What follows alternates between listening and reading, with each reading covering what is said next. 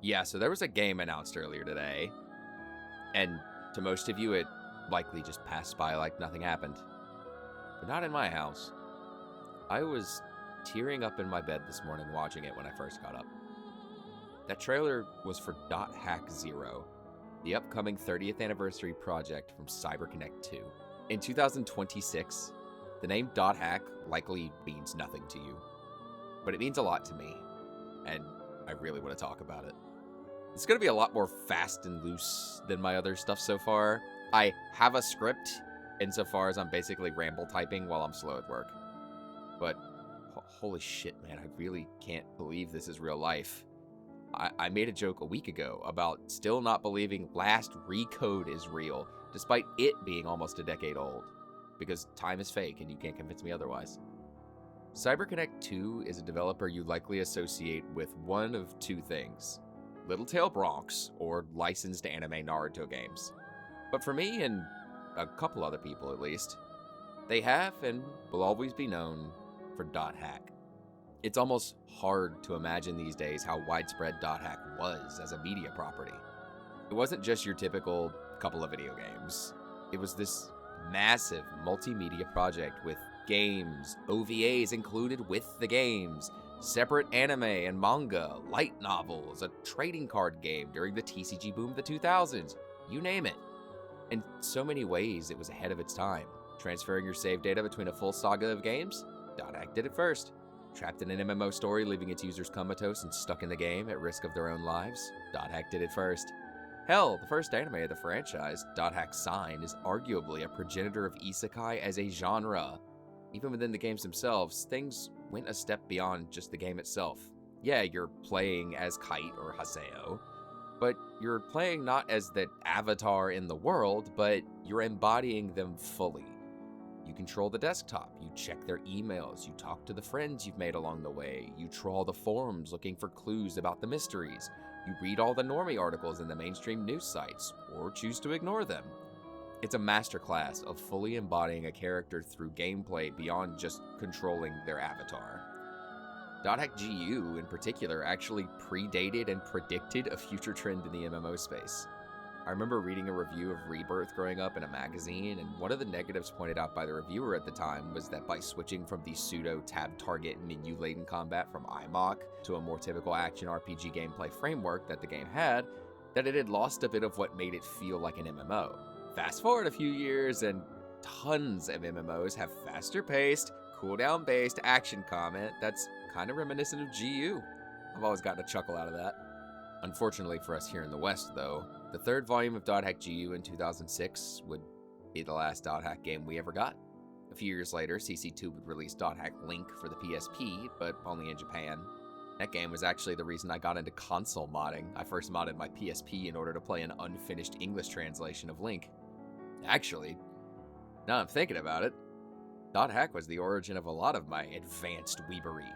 .hack Legend of the Twilight was both my first anime I'd ever ordered DVDs for, and subsequently learned how long overseas shipping from China takes, and the first anime I ever watched in Japanese with subtitles.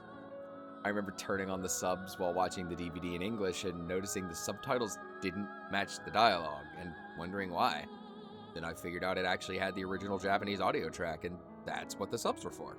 Legend of the Twilight would also become my introduction to manga as an art form. I learned about Tokyo Pop from a friend who ordered manga from there and saw that they had .hack manga. It's also how I learned that anime adaptations can often differ wildly from manga counterparts, as after the first volume of that manga, the stories diverge completely, with the manga being about an AI claiming to be Orozader who's completely absent from the anime story. I might not be a manga reader if not for .hack, and as someone who over the last year or two has really gotten back into reading manga, originally through getting into One Piece finally, I wouldn't want to imagine a world without it. When I say that .hack was formative for me, I mean it. Speaking of One Piece, I also think that .hack is a fucking wonderful example of world building.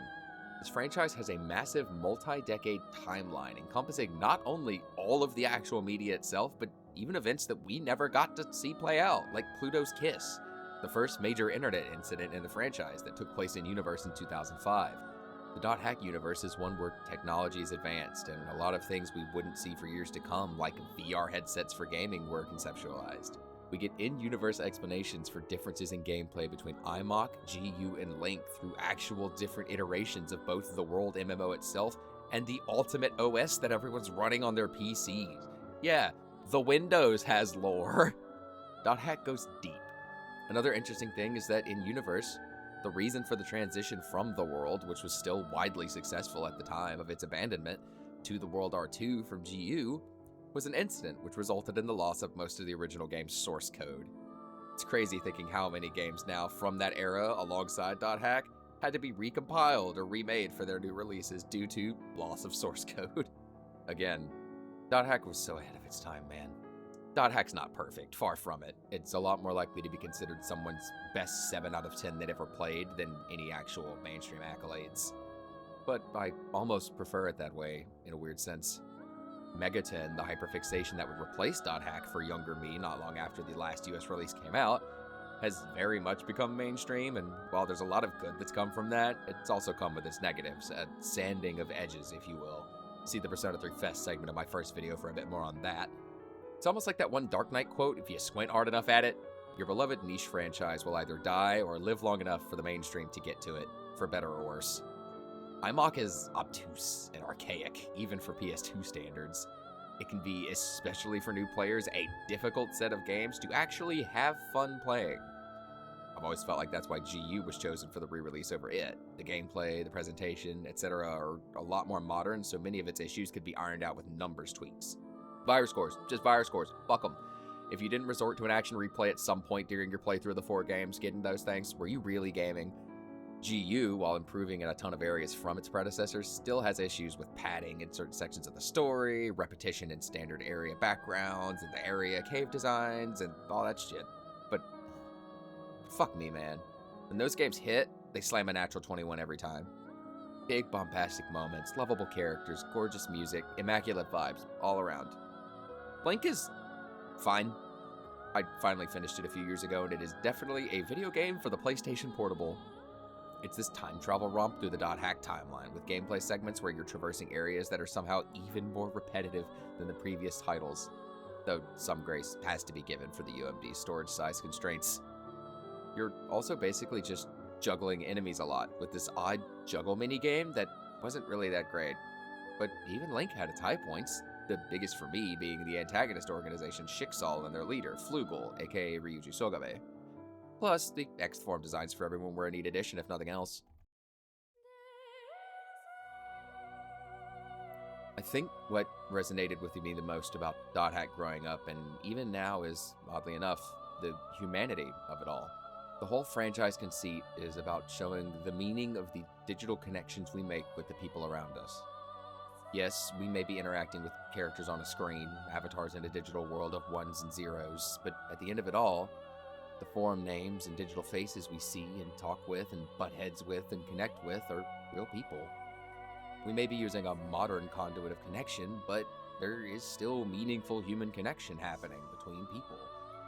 And I think it's this aspect of .hack that was the most ahead of its time. At the time I played it growing up, all my relationships were in immediate vicinity. It was the early 2000s after all, and I was a kid. I had my family, my friends at school, my neighbors, and that's about it. But now we live in this new digital age that in many ways is so far beyond anything the .hack writers could have ever come up with in the 2000s. Our cell phones in our pockets outprocess the computers they made these games on. We use them to play games with file sizes larger than IMOC and GU's PS2 ISOs combined. In that time, I've experienced a wealth of community and goodwill through digital connection and friendship. If not for a certain Discord server, this channel wouldn't exist. I wouldn't have had the courage to do it. I know. I've tried many times and failed. But this time, I have a group of people.